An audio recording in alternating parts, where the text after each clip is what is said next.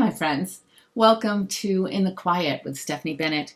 I'm here and I'm enjoying a time of being able to share with the rest of my community and you, whoever you are listening, about the joys and the high places and low places of contemplative prayer, of Christian meditation, of what it means to embrace the prayer of silence. And today, I wanted to talk to you about contemplative prayer in a much more granular way, just for a few minutes. I want to start with saying this. We create space for many things in our life, don't we? You and I create space. We make space for important things and sometimes not so important things. Sometimes really grave things, very, very serious things, and sometimes frivolous things.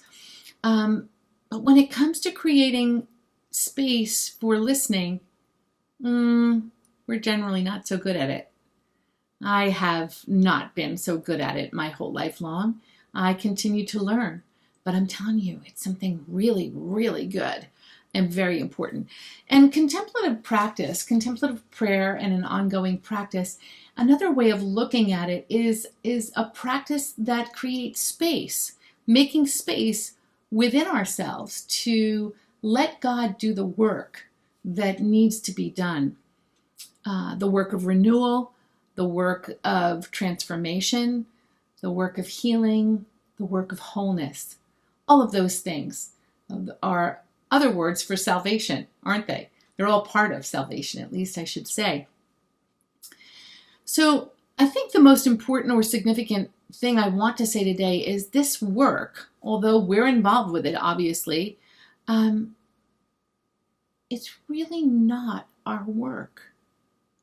Yes, we participate in this work, but this work that happens in contemplative practice, in contemplative prayer, is the work of God in our lives.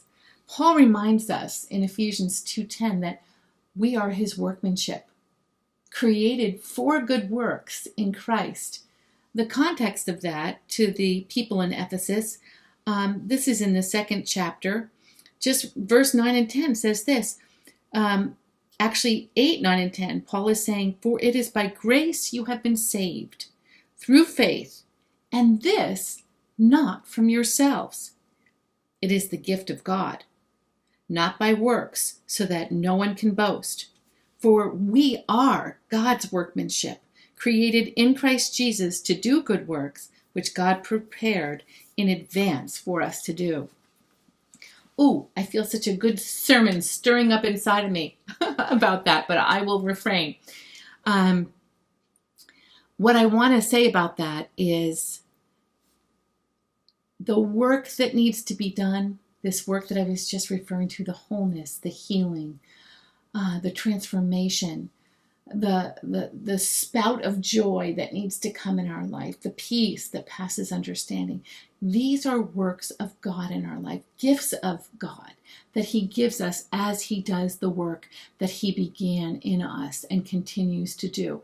But we can cooperate with that work by creating space through holy listening, through leaning in. And as we practice contemplative prayer, we move beyond words into that communion with God that is more like a wordless dwelling, what we've been saying for weeks now. It's a wordless dwelling where it's almost like God gets out his divine toolkit and tweaks and fixes and changes and transforms because we can't actually do those things. And we are not alone. Many, many years before us, generations, millennia before us, people who are Christ followers have been entering into and embracing this prayer of silence to help center them. I'm thinking of Jean Guyon from the late 17th century. She was a French noblewoman who talked about this. She had a book called Union with God. Perhaps some of you have read it, where she talks about the prayer of silence and how much God worked in her and spoke to her without words in her inmost being.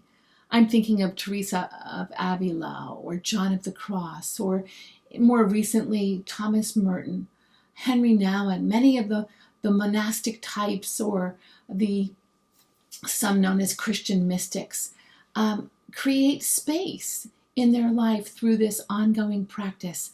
And it's a beautiful thing. It just takes time to get into the rhythm of the practice. So as we gather on the first Wednesday of every month in homes, face to face, gather with us, whether remotely or if you're close by and you can come. And let's take some time in the quiet to pursue God in wordless communion and give ourselves to Him in this way.